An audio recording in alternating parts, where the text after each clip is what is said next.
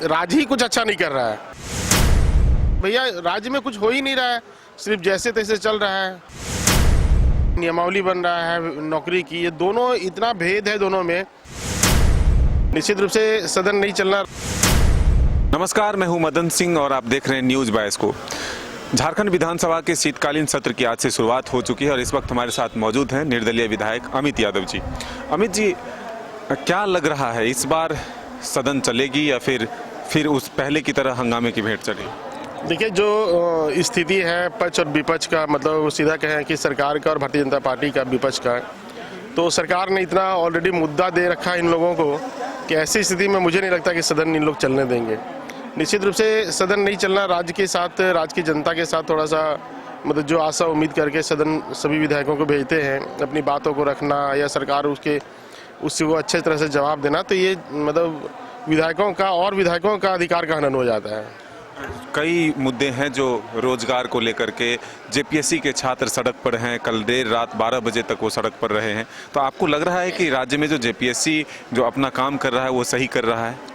देखिए, राज्य में जेपीएससी की बात आप नहीं कर रहे, राज्य ही कुछ अच्छा नहीं कर रहा है।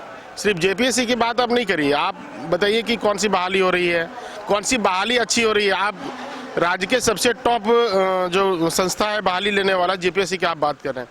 मैं हजारीबाग जिले के मात्र छोटा सा बात करता हूँ कि वहाँ पे होमगार्ड 1250 होमगार्ड की बहाली हुई थी और आज 1 साल प्रक्रिया करने के बाद, लिस्ट निकलने के बाद, मेरिट लिस्ट निकलने के बाद परसों सारे वैकेंसी को निरस्त कर दिया कि इसमें बहुत धांधली चल रही है। तो भैया, राज्य में कुछ हो ही नहीं रहा है, सिर्फ जैसे तैसे चल रहा है, कुछ पता ही नहीं चल रहा किसी को कुछ क्या हो रहा नहीं हो रहा है। भाषा को लेकर भी विवाद छिड़ गया है कि कई भाषाओं को नियोजन नीति में से दूर किया गया है, जो नियोजन की प्रक्रिया है उससे बाहर किया गया। आप बताइए कि हिंदी को ही आपने बाहर कर दिया। आपका नियोजन नीति हो चाहे मतलब आपका जो ये बन रहा है, नियमावली बन रहा है नौकरी की, ये दोनों इतना भेद है दोनों में।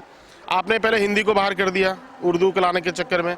दूसरा बात है कि आपने जब ये जो नियमावली बना रहे हैं, उसमें आपने ये बनाया कि जो मैट्रिक झारखंड में पास करेगा उसको हम यहाँ पे नौकरी देंगे 3rd और 4th ग्रेड में। बताइए कि अगर यहाँ का कोई रिक्शा चलाने वाला बॉम्बे दिल्ली में चलाता है, विस्थापित है, वो बेचारा नहीं यहाँ पे रोजगार मिल पाया तो वहाँ पे टैक्सी चलाता है, और उसका बच्चा अगर दिल्ली या बॉम्बे में अगर मैट्रिक पास किया, क्या उसको राज्य में नौकरी नहीं देंगे आप?